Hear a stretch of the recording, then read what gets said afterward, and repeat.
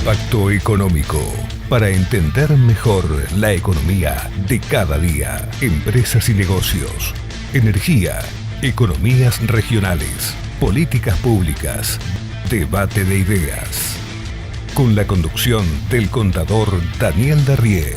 Impacto Económico. Las soluciones existen. Auspicia este bloque KPMG.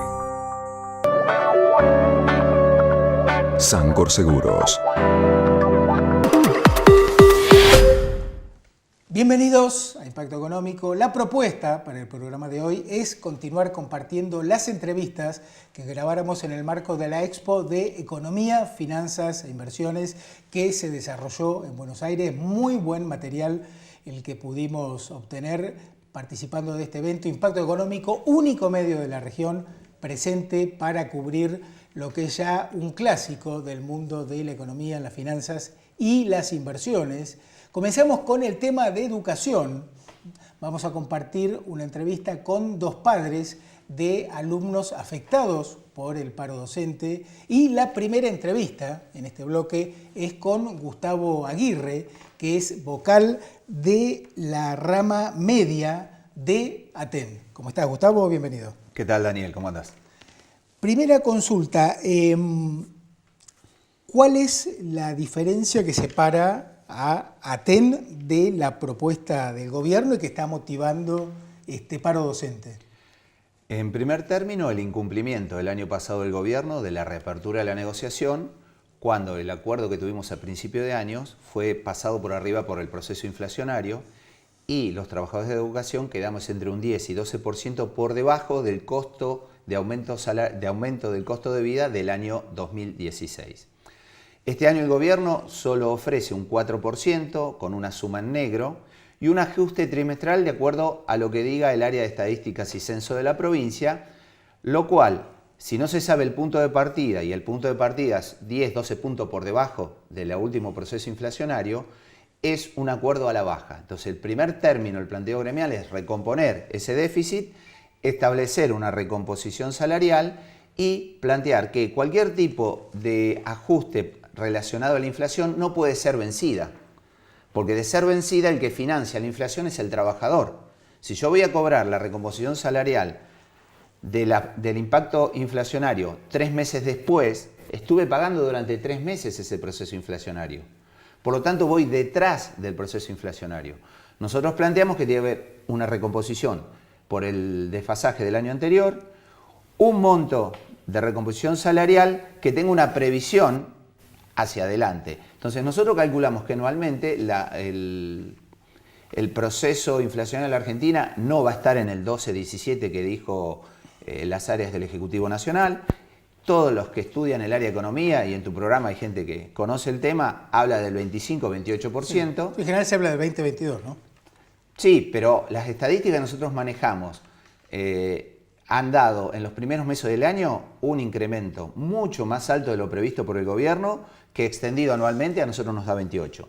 Puede haber procesos de cambio en el desarrollo. Nosotros decimos, no podemos empezar financiando 6 puntos de los primeros 3 meses del año a costa de los trabajadores para luego recuperarlo. Tenemos que discutir y para nosotros el proceso anual no está por debajo del 35-40% en la acumulación del año pasado, más la inflación prevista o que nosotros prevemos para el corriente año. O sea, ustedes están planteando que, digamos, tengan una compensación para salir empatados con lo que fue la inflación del 2016, y ahí, ¿de qué número hablamos en promedio? ¿O de qué porcentaje? 10-12%. Okay. Y obviamente los trabajadores de educación siempre discutimos las condiciones salariales en condiciones de salario en blanco, como debe hacer el Estado, además por ley, que impacta no solo porque aportamos, sino también porque lo cobran todos los compañeros que están en condición de jubilados. Claro. Ahora, ATE arregló con el gobierno, llegó a un acuerdo. ATE llegó a un acuerdo que tiene otras características y que han evaluado los compañeros como aceptable, pero a nosotros no nos resuelve la situación porque nos queda desfasado en un sindicato único de muchas modalidades y niveles y con muchos compañeros que son jubilados, debe ser un salario en blanco y además nosotros tenemos un desfasaje del año anterior mayor que el de ATE. Ok. Ahora, acá hay un tema que a mí no me cierra y a mucha gente no le cierra y es el tema del paro.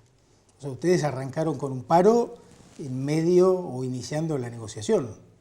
No, nosotros venimos planteando negociación desde agosto del año pasado. Recuerden que nosotros hicimos medidas de fuerza en septiembre y agosto solicitando la reapertura. El gobierno la negó y luego terminamos el año sin medidas de fuerza porque era generarle un conflicto en la terminalidad del alumnado en noviembre, diciembre, donde se rinden las mesas de exámenes, el POEC, las evaluaciones anuales. Le planteamos desde aquel momento negociar. El gobierno recién nos empieza a llamar ahora, atento a atarse a una pauta nacional, y los primeros días de paro, el 6 y el 7, fueron medidas nacionales definidas en todo el país con multitudinarias manifestaciones, acá también sobre el puente carretero. El 8, el Día Internacional de la Mujer, y además la CETERA 15 y 16 definió medidas de fuerza, y para 21 y 22 también en esta semana se han definido medidas de fuerza. Por lo tanto, muchas de las medidas de fuerza tienen el contexto nacional de la exigencia de la paritaria. Acá el gobierno nacional le dice a las provincias, negocien por provincia, pero además le dice, no se pasen de este 16-17, porque si no, después te castigo con partidas nacionales que no llegan. Como le han quitado a otras provincias partidas, inclusive de construcción de carreteras a San Luis, porque hizo un aumento superior a los estatales. Entonces, esta doble vía de estar subordinado a Nación, pero a la vez no poder negociar en las provincias, ha dejado al gobernador de la provincia en una encerrona de 2 semanas de silencio, que veremos en función del proceso de discusión que está previsto en estos días, sí, si se puede llegar a algún tipo de acuerdo. Bien, bueno, aclaremos que este programa que ustedes van a ver a partir del jueves, lo estamos grabando el martes 21, puede haber algún cambio. De todas formas, el problema del paro es recurrente, ¿no? O sea, no es algo coyuntural o circunstancial. Depende. Cuando el gobierno tuvo la voluntad de resolver, hemos resuelto, inclusive el 10 de febrero, hace 2 años atrás, un acuerdo salarial y no hubo medidas de fuerza. Ahora también, ahí el gobernador Gutiérrez estaba muy interesado como ministro de Economía porque había unas elecciones en abril. Ahora, el año pasado hubo 7, 8 días de medidas de fuerza y se resolvió el conflicto el 17 de marzo. Ahora hemos pasado esa fecha y atados a este pedido de Gutiérrez público de que no haya paritaria nacional, que yo negocio en mi provincia, pero después en la provincia ofrece un 4%, quedó atado en una madeja de negociaciones con Nación que lo ha paralizado en la gestión para darle una respuesta a la provincia y a los alumnos de la provincia. Es que la paritaria nacional, a mi juicio, no tiene sentido si son las provincias las que pagan. No, la paritaria nacional tiene sentido porque lo que se generó en el proceso de los 90 fue las llamadas provincias viables y las provincias inviables. Nosotros somos trabajadores del sistema educativo nacional. Hoy hemos decidido vivir en Neuquén, pero hay compañeros que trabajan en distintos lugares del país y estamos habilitados en todo el territorio. Entonces no podía ser que un trabajador cobrara el 30% que otro, si vivía en Neuquén o en Río Negro, si estaba en La Rioja o Santiago del Estero. Había que respetar un mínimo. Por lo tanto, lo que hace Nación es prever una partida para equiparar esto. Pero además no es un invento. El presupuesto nacional tiene prevista esa partida. ¿Qué está haciendo el gobierno nacional? Quiere discutir a la baja, desprenderse de esa transferencia de fondo compensador y de Infod, de incentivo docente, para ahorrarse más de 10.000 millones de pesos del presupuesto nacional. Ahora, Gustavo, esa es la extorsión de Macri para decirle a los gobernadores, miren, si ustedes no me meten en la paritaria nacional, yo me ahorro esta plata y después la negociamos con cada jurisdicción. Ahora, incumpliendo una ley. Okay. ¿Es muy complicado negociar y dar clases? No, si hubiera ¿Por voluntad. qué no lo hacen? Y porque desde agosto el gobierno no necesitó negociar. Bueno, pero se está convocando. Para estos días, recién. Porque una convocatoria de un 4% con una suma en negro, la verdad que lo único que generó es más enojo en la docencia y en realidad un nivel de comprensión de la comunidad. Yo no puedo decir apoyo ni apoyo masivo, pero sí una gran comprensión porque saben que lo que se disputa acá es las condiciones de negociación que impactan también en otros ámbitos laborales. Yo no creo que haya una gran comprensión de la comunidad. Hay mucha gente que está muy caliente porque los chicos pierden días de clase. A ver, si el paro se extiende hasta este jueves 23, cuando este programa salga al aire, van a haber perdido 11 días de clase sobre 14. En realidad fueron menos, pero independientemente de eso, de esos días de medidas de fuerza, al menos 9 van a ser de medidas nacionales. Bueno, está bien, pero ustedes deciden si dan clases o no. No, o sea, ustedes tienen autonomía. Cuando uno pertenece a una organización nacional y el gobierno de Macri decide no negociar, no nos queda otra de sumar la fuerza de las 23 jurisdicciones para que el gobierno se siente. El impacto social... Sí, pero otras sí. Uno siempre puede decidir.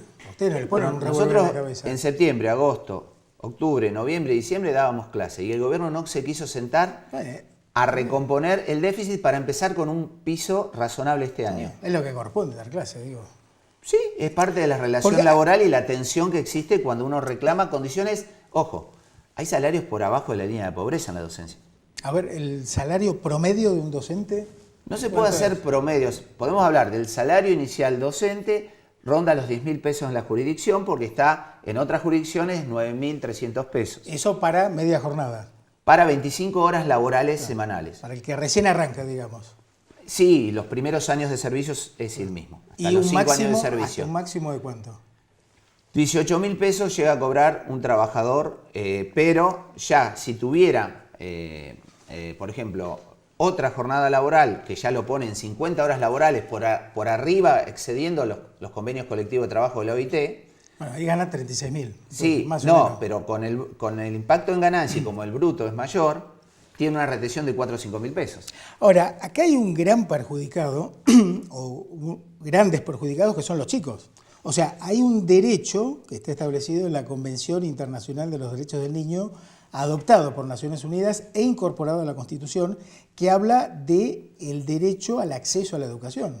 Por supuesto. O sea, ustedes están violando ese derecho. El principal responsable es el Estado, también lo dice la Convención. Bien, porque es el que administra los bienes, los recursos. Te doy un ejemplo concreto. Sí, pero ustedes son los que hacen huelga. Nosotros tomamos una decisión de defender nuestros derechos de subsistencia en nuestra familia y tenemos que llegar a la medida de fuerza.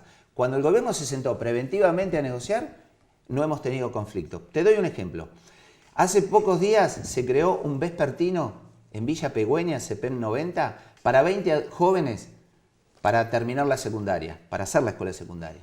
Luego de ser creado por resolución del Consejo 2044, por decreto del gobernador, y habiendo sido designados los docentes, hubo una orden administrativa de no designarlo y que no exista la escuela pública. ¿Quién le privó del derecho a educación pública a la gente de Villa Pegüeña? El Ejecutivo. Sí, está bien, pero ustedes agravan el problema entonces. Nosotros somos parte de la solución si el gobierno quiere sentarse a negociar en los tiempos y realmente mirando seriamente el proceso inflacionario. Uno sabe que el costo de vida en Neuquén no es el mismo que en otros lugares, bien, los pero alquileres son eso otros y la puede... inflación se comió recursos de subsistencia. Sí, a mí lo que me parece realmente muy negativo es que ustedes utilicen a los chicos, en definitiva, para negociar. Pues, discúlpame, la palabra es una extorsión. Y las víctimas son los chicos. Mire, cuando los compañeros petroleros cortan el gas y el petróleo y corren riesgo ciudades de no tener servicios de eso, nadie los acusa de extorsión. Dice, están defendiendo su salario en marco de una riqueza millonaria de las grandes empresas. Nosotros trabajamos para los chicos, explicamos a los padres, explicamos a la comunidad y defendemos un derecho. Y creemos, sinceramente, que la masividad hace que esto sea muy legítimo en el contexto de la comunidad educativa. ¿Cómo me explicas que defienden el derecho a la educación no dando clases? O sea, por ejemplo, te doy un ejemplo. Tuvimos que hacer grandes medidas nacionales en el 88, como la Marcha Blanca, para que reconociera una entidad sindical nacional. Y llevó muchos días de paro. Sí, pero no fueron paros. Sí, bueno, pero sí, fueron paros. No tanto como estaba la Carpa Blanca, pero... No, 88, previo. Eso es en el proceso del menemismo en los 90, que fueron 3 años con rotación, pero también ese proceso tuvo días de paro.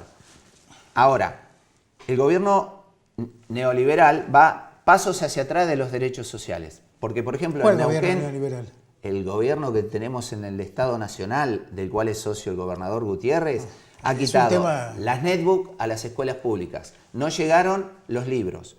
Programas nacionales han sido bajados. El programa Aprender lo hemos discutido con la ministra de la provincia para sostenerlo de fondos provinciales porque la capacitación se bajaba. Han retenido fondos nacionales comprometidos para la educación pública y ahora se quieren quedar con la parte del incentivo docente y esos 10.000 millones de pesos que están en el presupuesto nacional y está en una ley. La paritaria es una ley. El ministro Bulls decide no cumplirla y nos lleva a todas las provincias a un conflicto. Y quedan atrapados los gobernadores en esta dinámica sí extorsiva que los gobiernos nacionales le hacen a todos los gobiernos siempre. Eso también... Ahora, suponiendo que eso fuera así, porque no da el tiempo para discutirlo. Lo hacían anteriores y actuales. Ustedes agravan el problema no dando clases. O sea, lo concreto es que en Neuquén y en el país hay menos chicos en escuelas estatales. No, en Neuquén... Y eso agrava la brecha entre los chicos de menos recursos y de más recursos. O sea, esto es algo obvio. Yo te doy unos datos. En Neuquén, la escuela privada tiene el 12-13% de la matrícula y no se ha movido en los últimos años más de esos números. Yo tengo otros datos. Yo te puedo dar una idea. La transferencia que le damos mes a mes a escuelas privadas en la provincia de Neuquén... Ese es otro tema. Son 3 millones de pesos por mes a escuelas que le cobran 8.000 pesos a los padres. Sí, hay escuelas que cobran mucho menos, pero no importa. Yo tengo que entre el 2005 y el 2014 la pérdida de matrícula primaria estatal fue de 8.256. No, ahí hay toda una discusión cómo se hicieron las estadísticas y no es pérdida de transferencia privada. Hay una baja en algunas localidades de matrícula, es cierto, pero no significa que es una transferencia privada. El porcentaje entre escuelas privadas y escuelas públicas es el mismo. ¿Y qué pasó? También hubo un proceso económico de achique en distintos sectores sociales en el 2015 y hay chicos de algunas escuelas privadas o llamadas de gestión privada que han vuelto al espacio público. Sí, las estadísticas dicen otra cosa, pero bueno. Pero en otro programa lo debatiremos. Traemos los números del Consejo y la verdad es que solo ahorrándose esos cerca de 100 millones de pesos anuales que la provincia destina a escuelas empresa, no escuelas de gestión social, no hablo del San José Obrero, hablo de otras escuelas, con esos 100 millones de pesos, claro, eso es otro tema. Lograríamos recursos para tanto los libros, las computadoras para los chicos, no para mi salario, para de una maestra, de un maestro, sino para los chicos, para lo público, para las netbooks, para esos libros que no llegan de nación.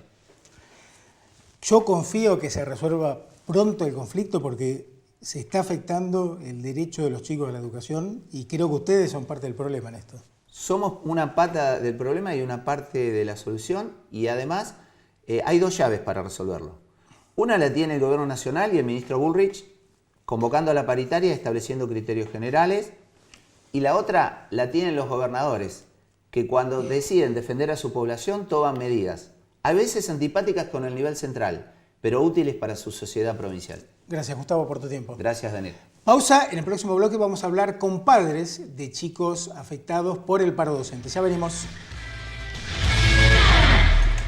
Auspicia este programa RSB.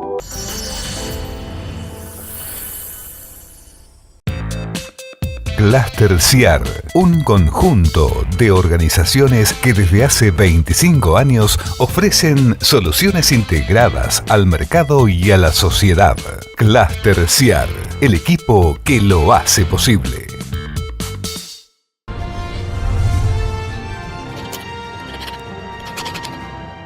Grupo Sangor Seguros, en Juan B. Justo 275 de la ciudad de Neuquén.